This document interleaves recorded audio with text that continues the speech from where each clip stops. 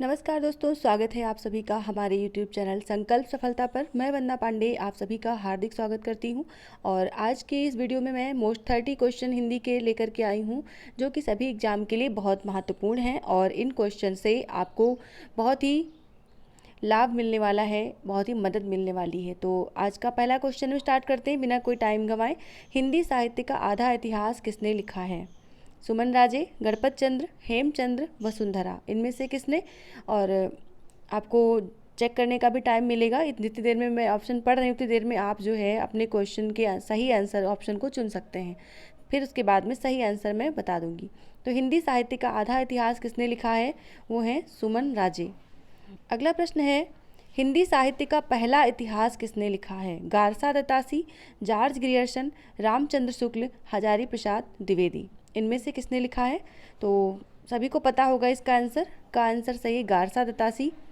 अगला प्रश्न है, हिंदी साहित्य का मौखिक इतिहास कितने भागों में है? 3, 4, 5, 6। मौखिक इतिहास कितने भागों में है?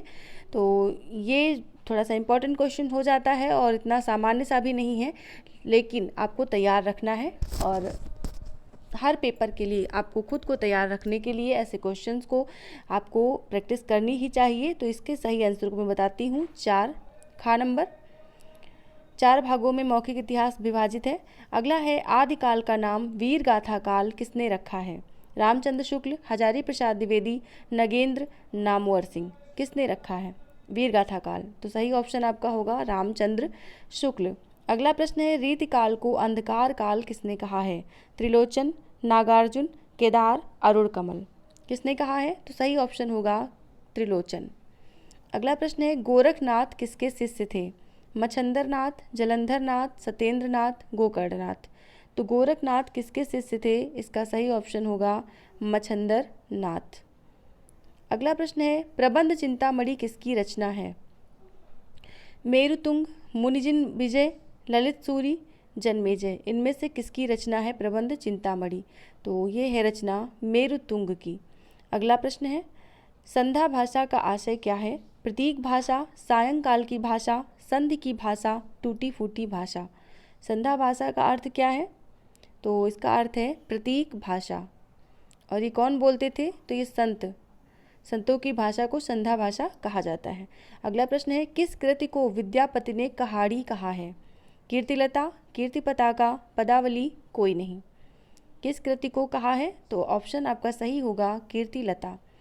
अगला प्रश्न है, कीर्तिलता की रचना किस भाषा में हुई है? अवहट्ट, अपभ्रंश, हिंदी, दक्षिणी, किस भाषा में हुई है कीर्तिलता की रचना? तो ये हुई है अवहट्ट में। अगला प्रश्न है, निजामुद्दीन औलिया के देहांत पर किसने कहा था? गोरी सोवे सेज पर, मुख पर डारे केस, चल खुसरो घर आपने, रैन भई चहुदेस। ये पंक्तियां हैं। इन पंक्तियों को निजामुद्दीन औलिया की मृत्यु पर किसी ने कहा था, जिसका नाम है अमीर खुसरो, विद्यापति, भारतेंदु, कोई नहीं। तो इसमें से कौन है? इसमें से हैं अमीर खुसरो जी। अगला प्रश्न है, कबीर का शाब्दिक अर्थ क्या है? महान, ज्ञान, अनजान, अगम्य। इनमें से कबीर का शाब्दिक अर्थ क्या होगा? सभी को ऑप्शन लगभग आता होगा, फिलहाल मैं बता देती हूँ, महान। अगला है मिर्गावती। मिर्गावती में यहाँ पे मिर्गा लिखा हुआ, आपको ऐसे पढ़ना ऐसे मिलेगी हर जगह लिखी मृगावती, री की मात्रा होगी, ना कि रा लिखा होगा। मृगावती किसकी रचना है? कुतुबन, मंझन, मुल्ला दाऊद, बूझन। तो इसमें से किसकी है? तो ये है कुतुबन की रचना। अगला प्रश्न है, कौन सी रचना जायसीकृत नहीं है? मधुमालती, अखरावट, आखिरी कलाम, पद्मावत। इसमें से कौन सी रचना जायसी की नहीं है? तो मधुमालती नहीं है। मधुमालती किसकी रचना है? ये है मंझन की। अगला प्रश्न है, आखिरी कलाम नामक उपन्यास के लेखक कौन है? दूधनाथ सिंह, काशीनाथ सिंह, नामवर सिंह, गोपेश्वर सिंह। देखिए, एक रचना भी आपने ऊपर पढ़ी जायसी की, जो कि आखिरी कलाम थी, और यहाँ पर जो दी गई इसमें जायसी ऑप्शन में नहीं है। ये पूछा गया है उपन्यास, तो उपन्यास किसका है? ये है दूधनाथ सिंह जी का। अगला प्रश्न है, पद्मावत की भाषा है अवधी, ब्रज, कन्नौजी, खड़ी बोली। पद्मावत की भाषा क्या है इनमें से? तो वो है अवधी। अगला प्रश्न है, विनय पत्रिका किस भाषा में है? ब्रज, अवधी, बुंदेली, छत्तीसगढ़ी, इसमें से किस भाषा में है? तो ये है ब्रज भाषा में विनय पत्रिका। अगला प्रश्न है, असुवन जल सींच सींच प्रेम बेल बोई, किसकी पंक्ति है? मीरा, कबीर, तुलसी, महादेवी, किसकी कृति है ये? तो ये है मीरा की। प्रेम वाटिका किसकी रचना है? रसखान, घनानंद, केशव, बिहारी, इनमें से किसकी है? तो ये है रसखान की। अगला प्रश्न है, रहीम किसके पुत्र थे? बैरम खां, खुर्रम खां, तुर्रम खां, याहया खां, इसमें से किसके पुत्र थे? बैरम खां। दोस्तों मैं आपको बता दूं कि काफ़ी दिनों के बाद मेरी वीडियो अपलोड हो रही है और इसका एक कारण था कि मैं थोड़ा सा समझ नहीं पा रही हूँ कि मुझे अब किस टॉपिक पर वीडियो डालनी है, क्योंकि नेट के सिलेबस को मैं लाइव में कवर कर रही थी और लाइव क्लासेस मैंने बंद कर दी किसी कारण से, जो कि जब नेट की डेट आ जाएगी तो मैं फिर से शुरू करूँगी। और उसके साथ आप लोगों का सुझाव आमंत्रित है कि अब मुझे किस टॉपिक पर वीडियो आपको प्रोवाइड करानी चाहिए। ऐसे ही क्वेश्चन आंसर लाती रहूँ या किसी और टाइप टॉपिक पर, क्योंकि लाइव क्लास तो मैं अभी नहीं ले पाऊँगी, थोड़ा व्यस्तता ज़्यादा है, इसलिए लाइव क्लास के लिए या तो रात का टाइम रखते, तो रात का टाइम सुटेबल नहीं होता, थोड़ा सा नेट प्रॉब्लम हो जाती है और उसके साथ साथ कई ग्रुप में क्वेश्चन आंसर भी करवाने होते हैं, इस वजह से थोड़ा मुश्किल होता है वहाँ पे रात में लाइव क्लास लेना, और दिन में थोड़ा सा व्यस्तता है इसलिए नहीं कर पा रही हूँ और बस ऐसे ही वीडियो अपलोड करने को सोच रही हूँ। तो कृपया आप लोग सुझाव दें कि किस टॉपिक पर मुझे वीडियो अपलोड करनी चाहिए। अपने अपने टॉपिक लिखकर भेजें और मैं उस पर पूरी कोशिश करूँगी वीडियो अपलोड करने की। अगला प्रश्न है, बरबे नाई का भेद किसने लिखा है? रहीम, भट्ट, केदार, रसखान। किसने लिखा है बरबे नाई का भेद? तो ये लिखा है रहीम ने। अगला प्रश्न है, रामचरितमानस में कितने कांड हैं? बहुत ही आसान सा प्रश्न है, 7, 8, 9, 10 कितने कांड हैं? तो ये है 7 कांड।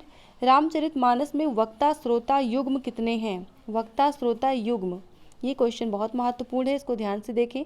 4, 5, 6, 7, इनमें से कितने युग्म हैं? तो ये हैं 4 युग्म। केशव किसके सभा कवि थे? इंद्रजीत सिंह, दलजीत सिंह, विश्वजीत सिंह, हरि सिंह। तो ये थे इंद्रजीत सिंह के। अगला प्रश्न है, आचार्य रामचंद्र शुक्ल ने रीतिकाल का पहला कवि माना है? किसको माना है? चिंतामणि त्रिपाठी को, केशवदास को, घनानंद को, या इनमें से कोई नहीं? तो ये माना है चिंतामणि त्रिपाठी को।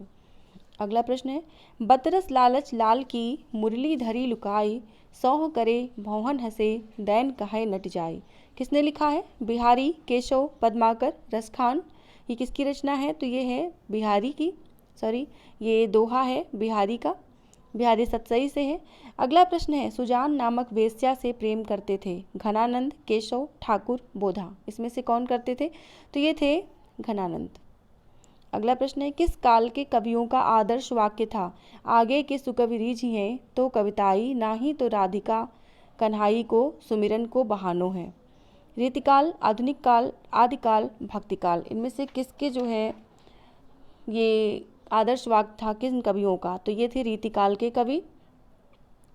अगला प्रश्न है, प्रेम सागर के रचयिता हैं? लल्लूलाल, सदल मिश्र, इंसा अल्लाह खां, प्रेमघन। प्रेम सागर के रचयिता कौन है? लल्लूलाल जी। अगला और अंतिम प्रश्न है, फोर्ट विलियम कॉलेज की स्थापना कहाँ हुई थी? कलकत्ता, बनारस, इलाहाबाद, बम्बई। तो ये कहाँ हुई थी? ये थी कलकत्ता में।